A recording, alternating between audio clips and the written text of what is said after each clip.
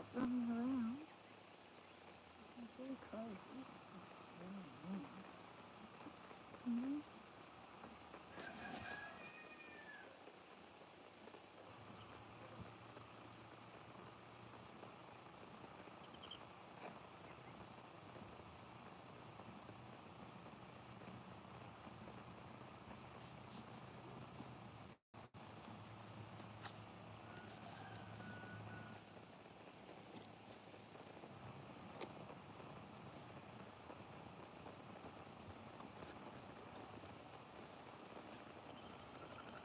Good morning, everybody. I hope everyone's having a lovely day. Got nice weather here this morning. It is very cold. It's -1 degrees right now, Celsius. So it's a cold morning. But we've got the sun out, so hopefully it warms up soon.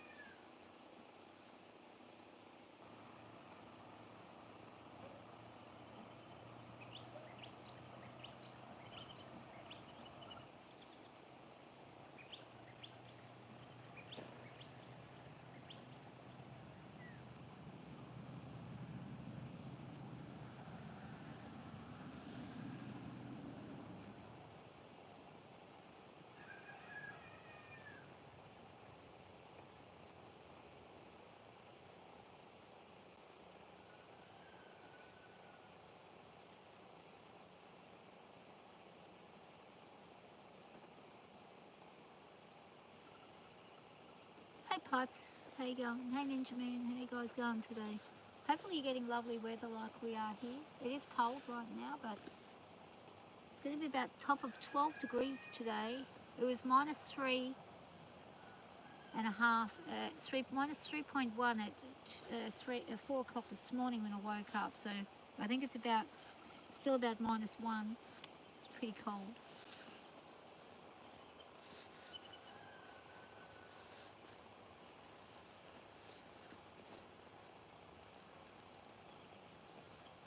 You had a few fancy beers last night.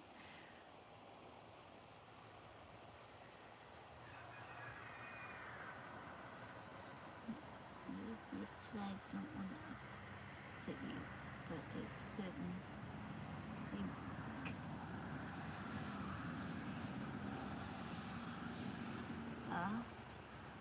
Oh, yeah. Me too. Me too.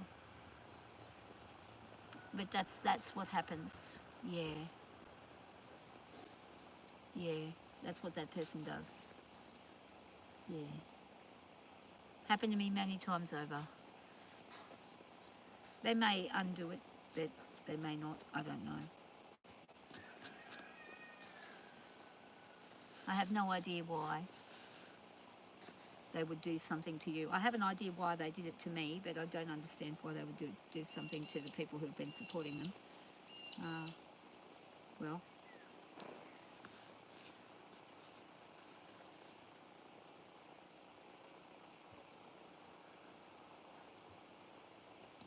Well, I'm arch enemy, and I've been so many times over for the last 2 decades. This is how I get treated often. But I think this is the last time I'm going to accept this kind of treatment. I think I've truly had enough now.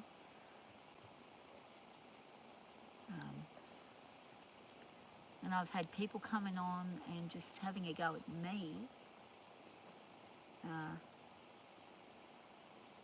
Apparently in support of that person, so I have no idea what their problem with me is, but I speak the truth and I have no problem with what comes out of my mouth. Other people want to hide things, well, they can hide what they like, but I have every right to talk about my life and how I feel about things. So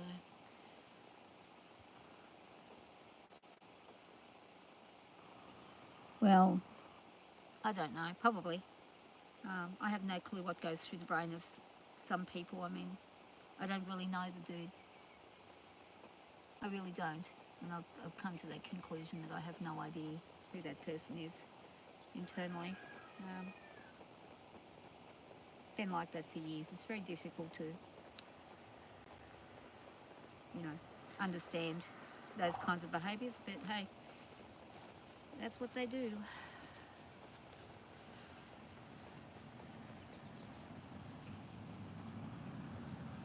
And as for upsetting my day, the last 20 years has been upset, so upsetting a day isn't really much of a problem for me. I'm pretty used to it.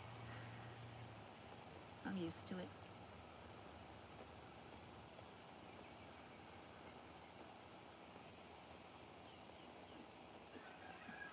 But I'm sorry for that happening to you. Don't take it personally. It would be nothing to do with you personally.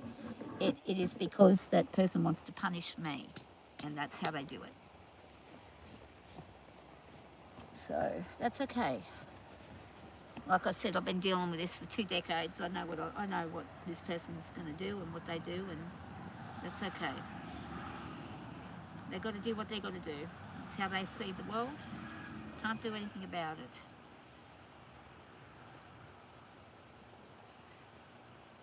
It's actually a very sad thing when that's how people view everything, but that's how it's done with some people, and they can't even help that that's how it is for them, which is sad. Wouldn't be nice to be that way.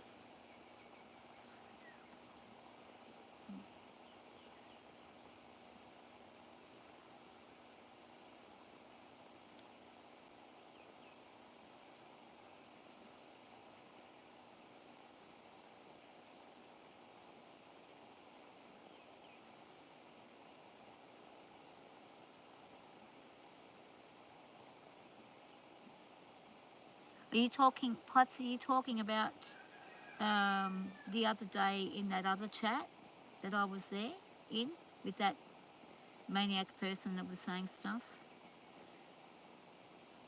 Yeah.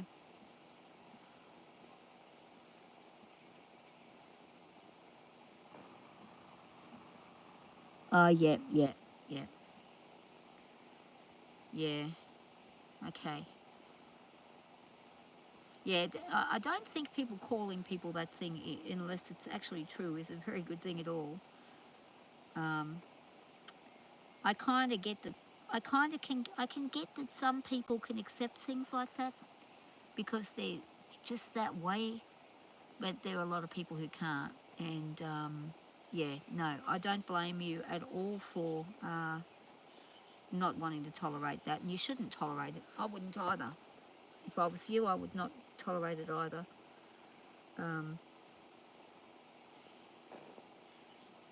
But then I'm a bit of an idiot because I do tend to give the benefit of the doubt. So, I probably shouldn't give the benefit of the doubt. I should have learnt by now that giving the benefit of the doubt does nothing but cause more doubt. But yeah, um,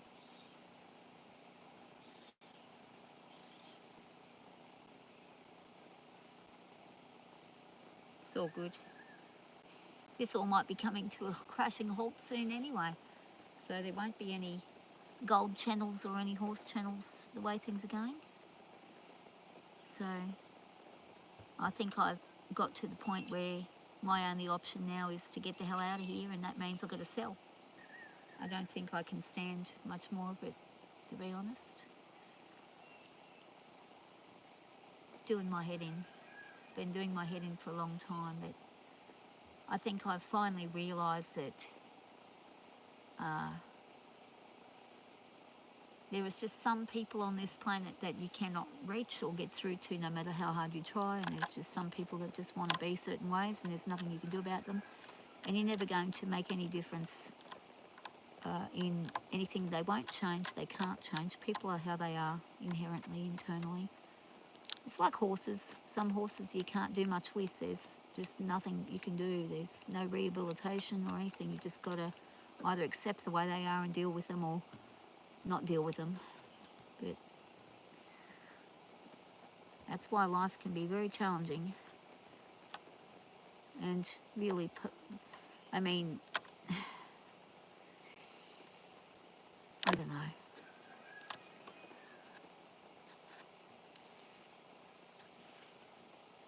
Sometimes you can watch people just for years on end disintegrate themselves, and you can take it and take it and take it, and then one day you just wake up and say, look, I'm not going down with you. I'm not going down with you anymore. And that's what you got to do. So, whenever I have the opportunity to stay where I have worked very hard to get to, and have put a lot of effort in to get to this point, we really had to work hard to get here.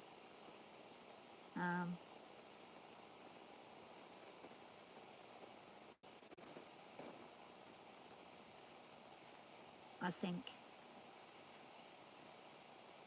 it's probably going to come to an end fairly soon. So,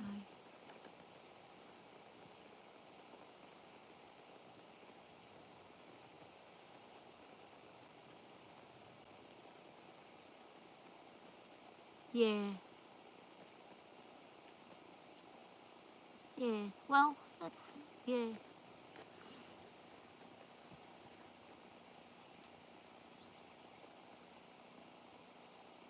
Yeah. That's what you got to do. Like, yeah, you got to, and you got to have your boundaries too. Like, you have to have your boundaries with things, because if you don't have boundaries, you will get. There's some very vile, nasty people on the YouTube channels, and you got to have your boundaries, and you got to stick with them. Even if sometimes you may feel empathy towards people, you've still got to stick with it. You can't just ignore certain things, but you know, yeah. What can you do? Well, you can not go on YouTube, I suppose. That's another thing. That I for years on end didn't even come on this darn thing. I've only been on here as the last couple of years. No, I only went on here because I needed somewhere to store videos of me so I could review what I was doing with the horses. And then I thought, well, I had some reactions to the videos, and then I thought, oh well, I'll try going on a live thing and see if that works. And I had weeks and weeks and weeks where nobody watched anything with the horses, so it kind of went nowhere for a very long time. Now, I didn't even realise there was such thing as chat or anything on here. I had no idea. She's a girl. She's a, what you call a mare. Yeah, she's a girl. She's having a breakfast.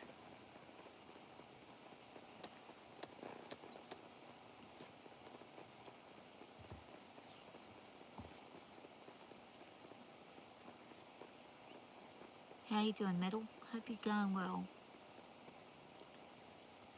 Hope everyone's having a really good day, a good weekend. It's Monday here now, so the weekend is now over, and that's how things are. And it goes quick. The weeks are flying by. Actually, my son turns 26 tomorrow. I couldn't believe it. I was thinking he was about 24, but he's 26. And he's going for his very first ever holiday overseas, which is awesome. I hope he has an absolute ball. He's going to New Zealand, which is apparently one of the most beautiful countries you can go to. Her name is Ellie. Yeah, Ellie's her name. She is almost 5 years old. It's hot over there? Oh, it's freezing cold here. It was -1 a while ago. I think it's probably warmed up to about 2 or 3 degrees now. I've got the sun on my back, so that's helping.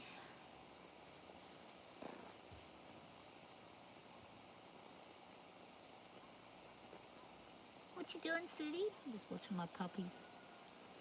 Eating a bit of grass there. Must be feeling a bit crook. Hot in Tennessee. Oh, well, you guys will be coming into your autumn soon, your fall. So it'll start cooling down for you guys soon. And I'll go into the spring and start heating up. Oh my God. Got my old Kelpie sitting next to me. He's having a bit of a sunbake. Hey, good old boy. You all right, mate? There's Mr. Sudi. Here he is. Good old boy. Try and take it back a little bit there so you can see it. He's very old, this man, aren't you? So I'm an old boy. Got to book him in and get him an operation done. He's got to have his eye. He's got a tumour on his eyelid. We've got to get that fixed up. We're trying to make him lose a little bit of weight before we do it, because he's too tubby, aren't you? Say, I am, Mum. But it's starting to grow really quickly, and it's worrying me. But we'll get him back up to the vets and see if they can get it all out and look after him. I do have some other horses. I've got 5 together here. So I've got another 4 other ones who are, I've got 2 down the back paddock and 2 over in the other paddock, which I'll probably show you soon, the other girl and boy.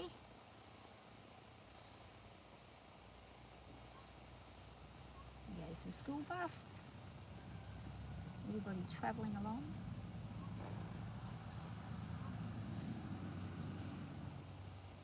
So all up, I've got 5 here. So 2 belong to my daughter. This girl here belongs to my daughter, Miss Ellie. And Henry, who is the big standard bred I've got out the back, belongs to my daughter. And then I've got 3 that belong to me. I've got a pony that's about 11 hands high. Her name is Fire, which is not fire as in light something on fire, but fire which is in Maori language, New Zealand language, means girl. And she was named by my grandson. And he loves her. And then I've got a little red chestnut pony called Toki. And then I've got another buckskin pony called Zara. Yeah. Wondering what to do with my channel now. Golf for the last 2.5 years has been delayed. Feel comfortable enough to play on stage, and now it's happening. Maybe just go and play on stage now. Do you ride any of them? Yes, I do. I ride this girl and my other little buckskin.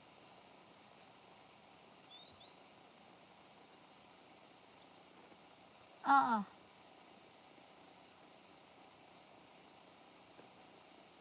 Well, Pipes, I'm very honoured to have been able to watch you, and you're a really good guy. You really are. I hope you don't disappear completely off the internet, but I do hope that you start playing live and that you get to be able to do that all the time, because I think that your passion for that is so great. It would be a shame if you didn't use it. And you've helped me many, many times too, so right back at you. Thank you, because there have been times when I've been by myself and feeling really, really down, and you've come across and said hi and cheered me up and given me some positive thoughts to think about. And that has made a big difference. And I love listening to your music. I've played along with your music. It's a nice, it's been nice to watch. And watch you grow like so much. You've grown a lot. Your confidence has grown. Your belief in yourself has grown. You've done really well. I think you'll be successful doing anything musically now that you've got a bit more confidence, and you just got to put yourself out there and get to more festivals and do things more often. She's almost 5. You ride horses in Milan. Oh, cool.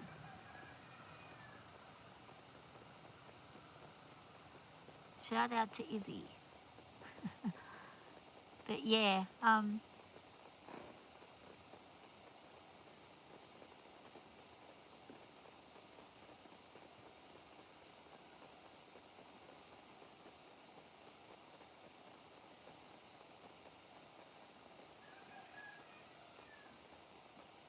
yeah, you're meeting the type of, yeah, that's good.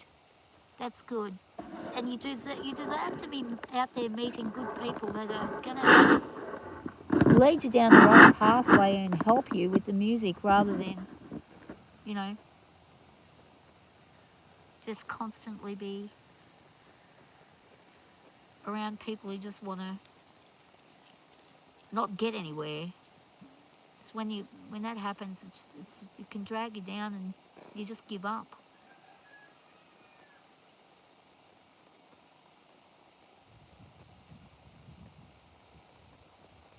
There's so many amazing people that can, they really have such talent, but they don't realise it. I guess YouTube is good in that way. It can help people realise their talent, and it just helps develop things in a way where you can get more confidence, I think. I think I've gotten more confidence as far as being able to be around the horses now. Um, it's lonely doing horses when you've got difficult horses and you're doing it by yourself. It can be pretty scary actually. So doing it when there's some people there, at least that way, if something happens too, not only are you able to share the horses with others, but if something happens, you're not going to be left lying there until someone finds you dead 3 weeks later. Someone can see that something's happened and alert somebody and they'd be able to find you. But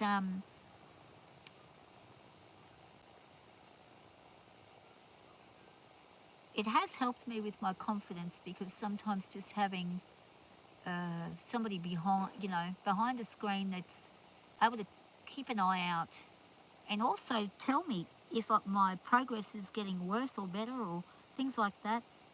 That's another good thing, the feedback you get from people on your channel is really good.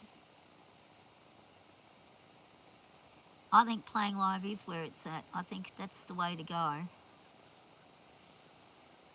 Can I please do a groom and take up with you someday? Yeah. How long have I been riding for? Oh gosh. Well, first time on a horse's back I was about 2. First time really dealing with a horse and from scratch was when I was about 6.5, 7 years of age. So yeah, a long time. And then I had a big break when I had all my children. I had a big break. I had about 20 years break where I wasn't doing anything. And then the last 10 years I've been out here on my own property with the horses, so that's been good. So pretty much throughout my whole life I've always been around them. They've been a very special animal for me.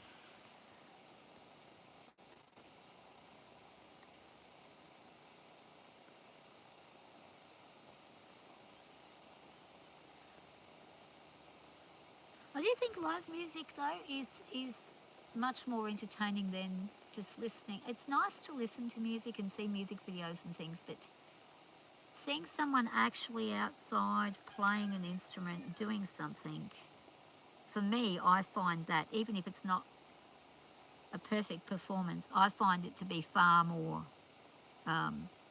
real and entertaining than just listening to an album. An album's kind of like, it captures a little bit of it, but it doesn't really allow you to feel the full extent of the person that's singing the song's emotion come through, so you don't get the full story. In person, you get the full story. You get to see if they really feel the song they're doing and if there's some kind of connection there with the song.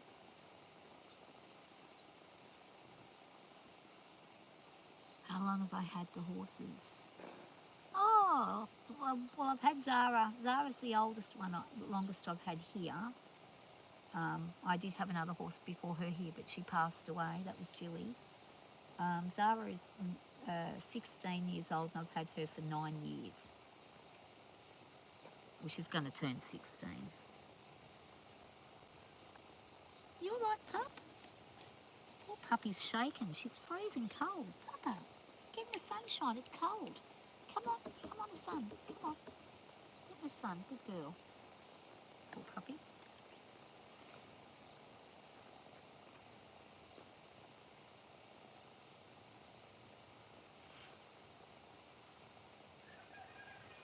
Oh, you fell off. Oh, yeah, it's pretty scary when you fall off. I've fallen off many times over the years, and I fell off not too long ago.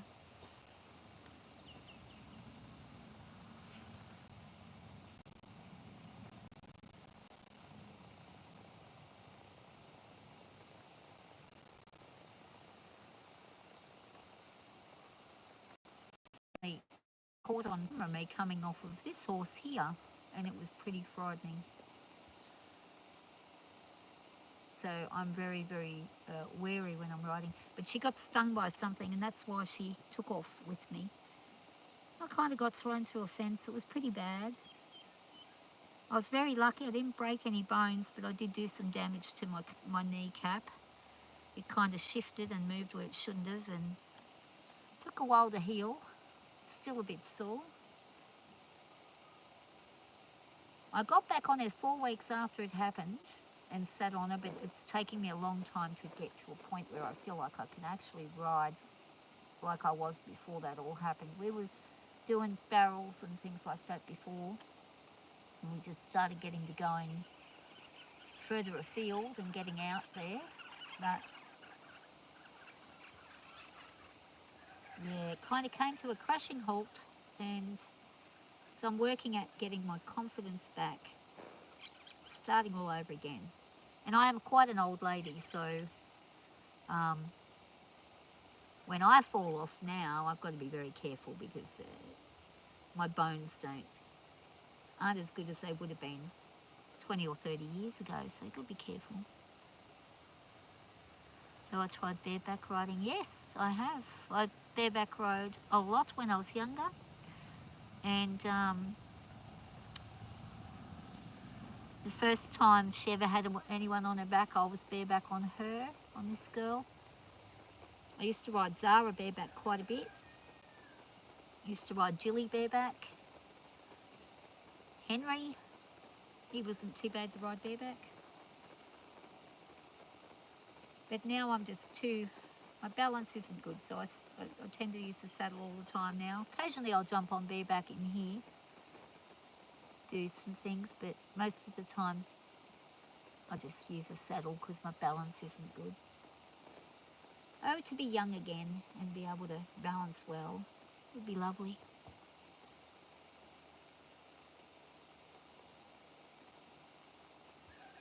Oh, well, I hope you're okay when you fell. Hope it didn't make you feel too scared. Oh, you did ride Western. Oh, that's good.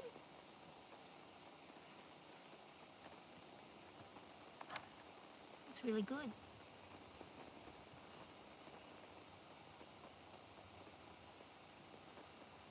Yeah, maybe one day you'll try bareback. It's very different to where you're using a saddle, but it's a better connection with the horse. You feel a bit more connected to the horse. You can feel everything happening with the muscles and things like that, so it kind of connects you a little bit better, and it's very good for balance. If you practice bareback enough, you'll get really, really good at balancing.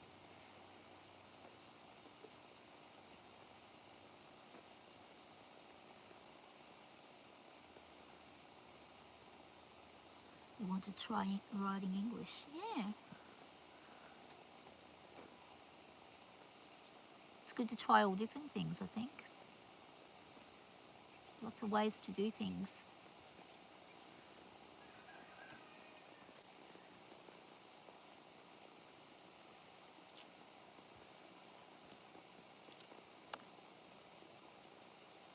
I myself really like going out in the bush and riding in the bush when I am not too scared to do it.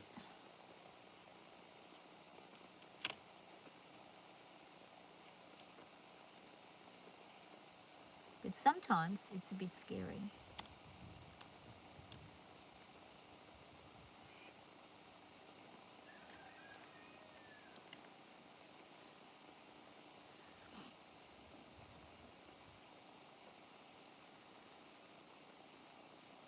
I'm actually thinking I'm going to try and take Zara out at some point in the next few weeks.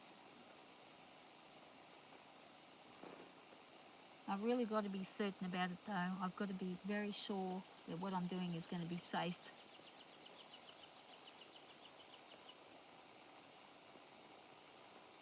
I've never come off Zara, only off Ellie, but I don't want to come off her either.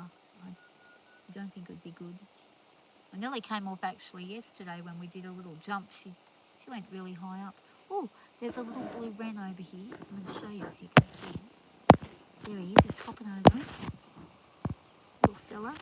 They're breeding season, so he's going to go and try and get some hair so he can build a nest. I guarantee you that's what he's after. He's going to come around near the horse.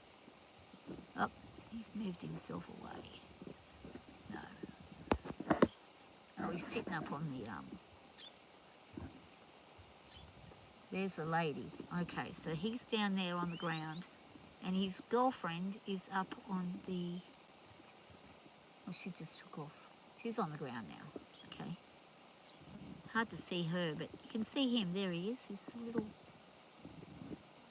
blue fella jumping about. Well, Ellie's moved in front of him. There he goes. He's up at the top now. He's got beautiful blue colours.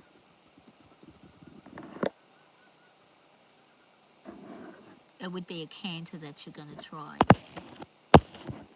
Yeah, canter.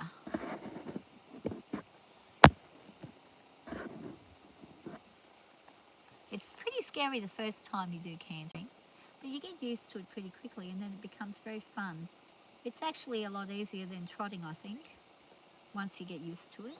It's just that you're going a bit faster. Depending on the horse, some horses trot faster than they canter. Ellie can have a very slow canter. It's very slow, and it doesn't. It's not real big. It's a slow rocking horse style canter. Whereas Zara goes into a little bit of a faster canter than what Ellie does. Oh, kookaburras.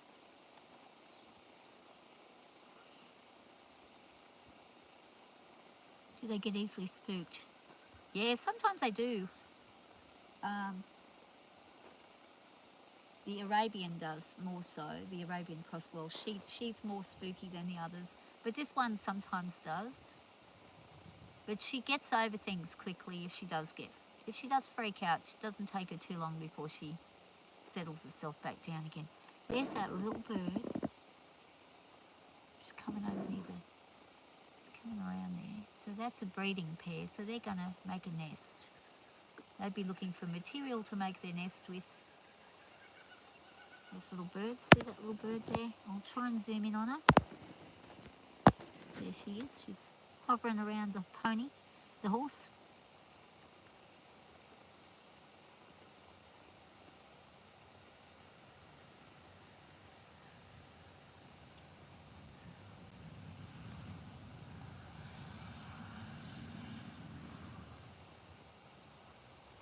Thank goodness for this sunshine. It is getting far, far nicer.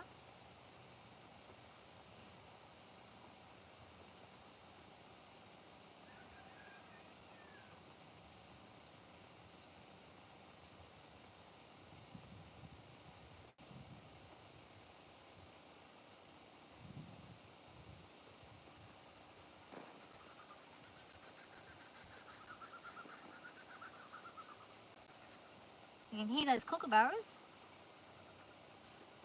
It's a nice good morning welcome. Where's she going? What are we doing? There we are. Alright, let's have a look at the other lady and the little fella over this side. It might cut out, but it might not. See how we go. If it cuts out, it cuts out. See how we go. If I can climb over all right, there we go, up and over there. lot of things I've got to start thinking about doing before this summer hits. All sorts of weeds and things come up, so we've got to try and get rid of that, hopefully before too long.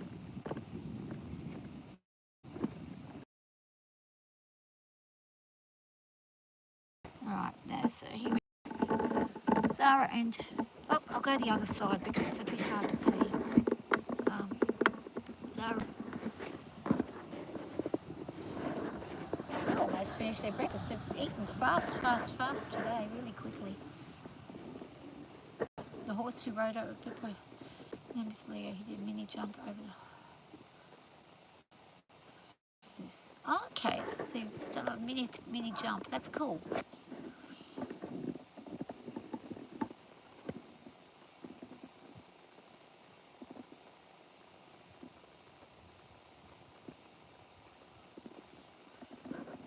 So Toki is going to become a cart pony, maybe. We'll see how he goes. I'd like him to become a cart pony, but whether he does or he doesn't, well, time will tell. He might decide he doesn't want to be one.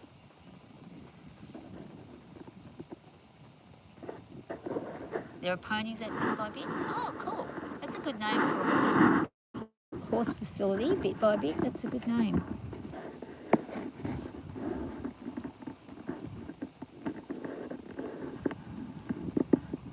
I think working with horses is a really good thing to learn about and do. They are very good creatures and they teach us a lot about ourselves and about the world in general, the world of animals and things. They have lots of things to teach us. Oh, it's a camp.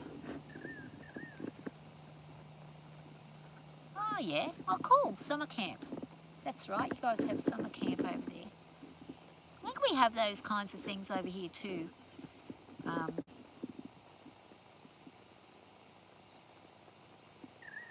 The horse riding camps for young people.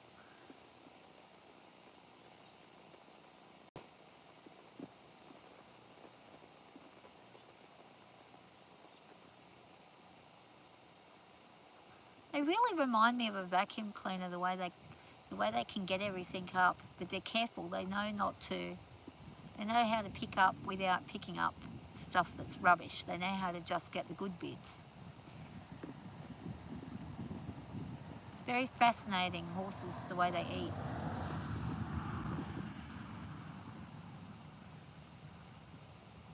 Ah!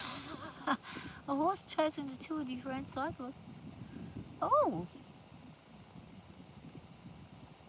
That's an odd thing to do. Might have been a bit bored. Some horses are very competitive and they just want to compete. You do occasionally get one that does really love doing competitions and things. That genuinely just wants to get stuck in and do it.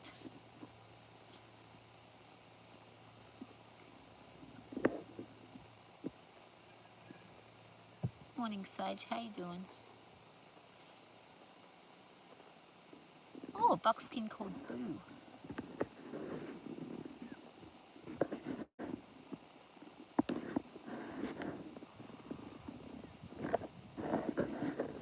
Hi, Zoe. How you doing? Okay. Bye, Carrie. Thanks for dropping by, and thanks for telling us all about the horses you've seen. A few videos of horses chasing cyclists, herd mentality. Well, it could be. It could be if they're a stallion, they could be thinking it's a threat to their mares, and that might be why. Or it could even be if they're an ex-thoroughbred or something, they may get excited by what's happening and think that they've got a race. That happens with the ex-thoroughbreds a fair bit.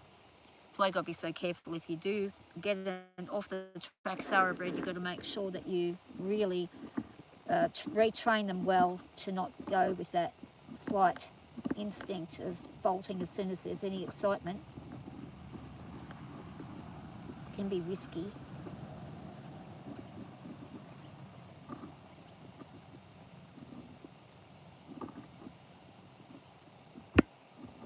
That's for sure. You could see your x-rays are chasing something, yeah.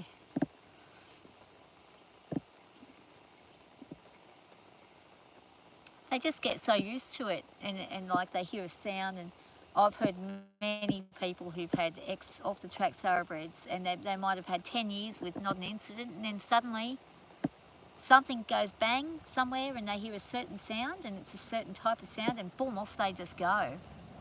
Same as the pacers. I've got an ex-pacer. He's my daughter's now. He was mine, but he's my daughter's now, Henry. He gets excited sometimes. When I used to put the other horses in cart, he would get a bit excited about that.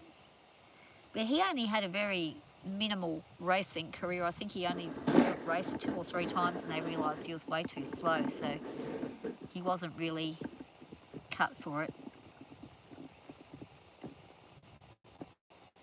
And he apparently was quite wild and very hard to get him trained into saddle. But I got him when he was in his 20s, so...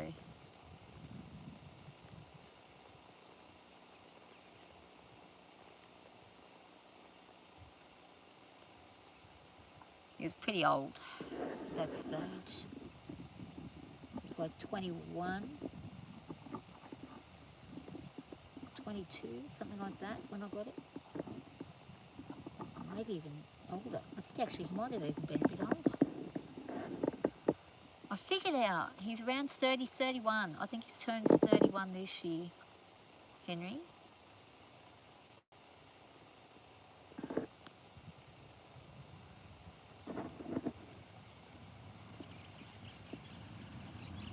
Yeah, it probably was Pipes. It probably was an ex-thoroughbred. Most likely that would explain it. Could have even been an endurance horse too, because they like to compete. Some of the Arabian, there's a stud down the other side of the other town, about an hour and a half away from here. They breed Arabians, and they actually breed them and then sell them to the Arabian people, the sheikhs and things. They sell them to them for massive amounts of money. I'm talking like $100,000 for a horse. But they do all the endurance riding. I almost got a job working there, and then I said no. I didn't want to do it because I just didn't know if I could handle the Arabian temperament. But they were paying people to go out in the forest and take the horse out all day long and just get it basically broken into long distance riding. But I ended up pulling out of it. I had an interview with them and they were like, oh yeah, just come over and do it. But then I kind of thought, oh, I think I'll give it a miss. When you got kids, you got to start thinking about preserving your life. You got to make sure you don't get killed doing things. When you got kids to look after. And back then, of course, I had 5 children at home, so I didn't really want to risk myself. I think I made the right decision. But them horses were unbelievably fit, with the ability of going all day long. She's got an Arabian in her, this buckskin, and she's really good at it. Mum had let your horse be used for lessons a bit for other people. She pulled moves with people quite a bit. When I rode her, she really did. Yeah, she probably had a good communication with you. Yeah, that happens sometimes. That's why it's so good to ride different horses, if you can. If you can ride different horses. I go over and occasionally have a go on my friends' horses. I actually almost bought an ex-thoroughbred a while ago. He was massive though. He was like around about 17 hands. He was big. I got on him and I rode him I was cantering him around with a loose rein, and the lady was horrified. She was like, no, you never ride him with a loose rein. I said, well, if he's retrained, he should be on a loose rein. Like, he shouldn't be. And she's like, oh, no, he's not. His mouth is still racing. You got to pull him up. He behaved beautifully for me. He seemed to understand well what I was asking. I didn't end up getting him because it was just too difficult to get on and off of him, and he was just too big. And I thought, oh, I'm getting on. I was hardly able to get on this girl or Ellie. So I've got to start thinking with my brains. And as lovely as he was, I do think that it wouldn't have been a good match in the sense of the size of him. Also the cost of feeding him. He would have cost about 4 times as much to feed as these guys. So let him go.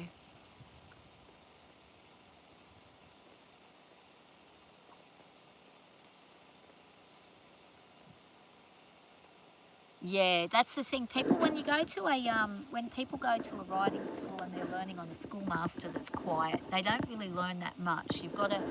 It's good to begin on one, but you've really got to test different horses to really understand your levels and abilities, and if you can handle different types of horses. And it's not always what it seems. People can watch people and say, oh, that horse is really well behaved, oh, it's really good. But if you put them on it, it's for an experienced person only. And if you put an inexperienced person on who doesn't know how to ride, that horse will just go bananas on them.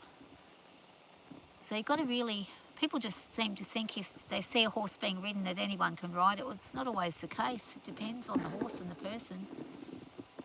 And I've had people who could ride all sorts of horses, and then they've come and they've had, tried to work with her, and she's just gone at them and they've just gone, nah, hell no. She's very particular about who she lets. There's only ever been one fellow that was able to ride her that she didn't try and buck off, and his name was Lockie. And he was coming out while I had my farrier's horse here, Peanut, who I was bringing back into work for him.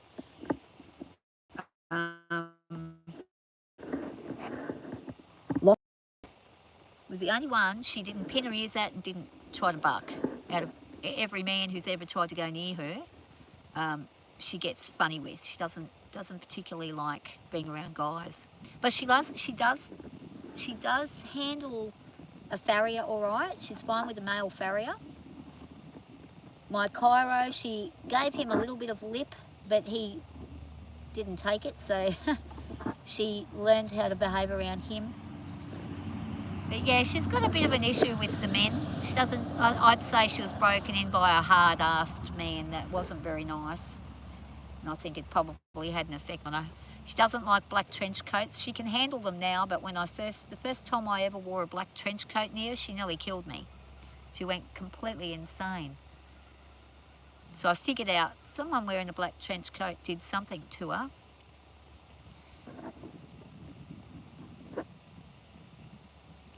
Yeah, different horses' personalities. Yeah, it's really good.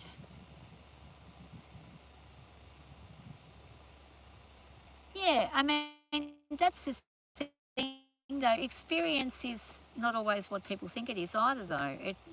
A lot of the best people with horses, it's not about how good they ride and things, it's about how good they read the horse and communicate back to the horse.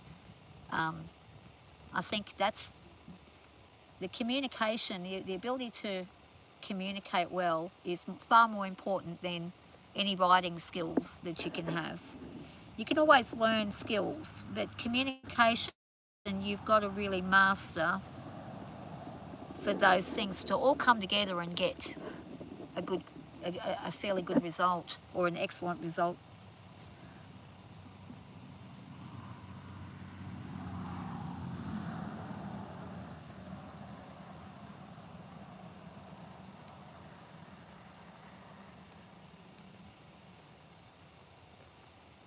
And I mean, I know people who've bought very expensive horses. I had a lady actually a while ago who brought her daughter over. This is about 4 or 5 years ago, probably just before COVID, probably 5 years, 6 years ago, just before COVID happened. She rang me up and said, look, we bought this horse, and the horse is... She paid $5,000 for this horse, and she said it's meant to be a beginner's horse, and my daughter's gotten on it, and the horse is played up and we can't, she's scared of the horse, she doesn't want to get on. I said, well, look, she said, can you come and look at the horse? And I said, well, how about this? You bring your daughter over here and I'll do an assessment with her and we'll see how she is. And then if I think that it's not her and it's the horse, I'll be able to find out and tell you. And when I figure it out, then if it's not the horse, then you probably just want to stop spending money and buying expensive horses, because you're then selling them for a pittance compared to what you're paying, and they're getting moved on and moved on and moved on, and then your daughter's not having any fun or anything. So she brought her daughter over, and I had this lovely mare that I used to have called Molly, and Molly was an excellent schoolmaster horse, but Molly was very, very smart. So if there were ever any problems with anybody that was riding her, Molly would read them like a book and let me know what was going on. So I brought this young lady over, and as soon as she got here, I knew what the problem was before even putting her in with the horse. I knew that it was her that was the problem, not the horse. When I say she was the problem, I don't mean there was anything bad or wrong with her. She just did not want to ride horses. She didn't feel safe in doing so, and she didn't want to. It was her mum's dream, and her mum wanted to live her dreams out through the daughter. So anyway, I brought her in and I introduced her to Molly, and I popped her on Molly, and Molly stood there, and I said to her, okay, get Molly going. Molly refused to move. And I said, come on, get her to move on. And she was like, I can't, she won't move. And this poor kid got so upset. I stopped it all. I said, that's okay, hop off. I said, you know, how are you feeling about this? She said, oh, I don't want to be on. I don't want to be on. And I said, yeah, fair enough. I said, but I want to show you something. And I said to Mum, I want you to pay attention and watch what's happening here. Anyway, Mum's watching me. I get on Molly. I just ask her to walk on, she walks straight on. I ask her to trot, she trots. I ask her to canter, she canters. I ask her to stop, she stops. She does everything I ask. I said to the young girl, can you see what Molly's doing? And she said, yes. I said, is Molly walking and listening to everything I'm saying? She said, yes. I said, why do you think she's not listening to you? And she said, because I'm scared. And I said, you're absolutely right, but it's not because Molly's wanting to do anything bad. Molly doesn't want to put you in a position where you feel uncomfortable, so she won't move until you're comfortable, and you weren't comfortable. Anyway, I turned to Mum and I said to Mum, it's not the horse that you've bought. It's your daughter doesn't want to ride. The Mum got quite upset with me. The little girl was crying, and I just said to her, look, I understand the desire to want a kid that wants to ride along with you and do things with you, but this kid's petrified and doesn't want to do it. And if she doesn't want to do it, I would suggest you stop forcing it.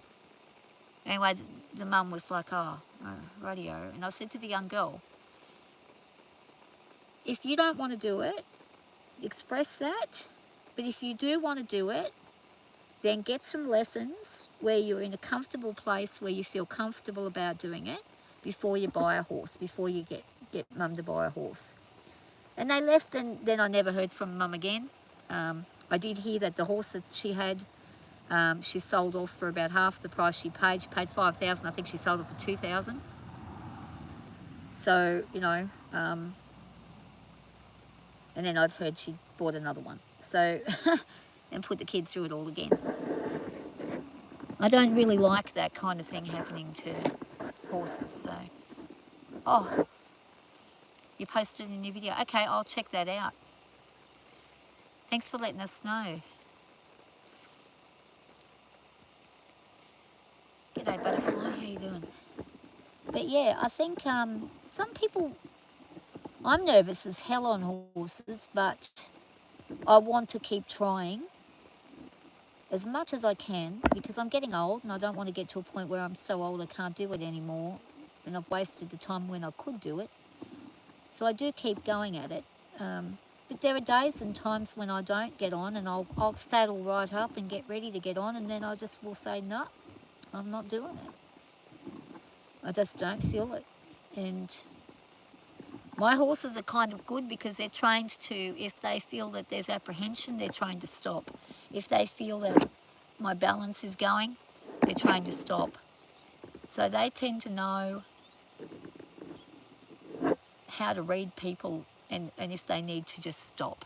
And sometimes the kid, somebody will get on them, a kid will get on them, or an adult will get on them who's learning, and they'll just stop and they'll say, oh, they've stopped, they won't go. I say, well, tell me what's going on with you.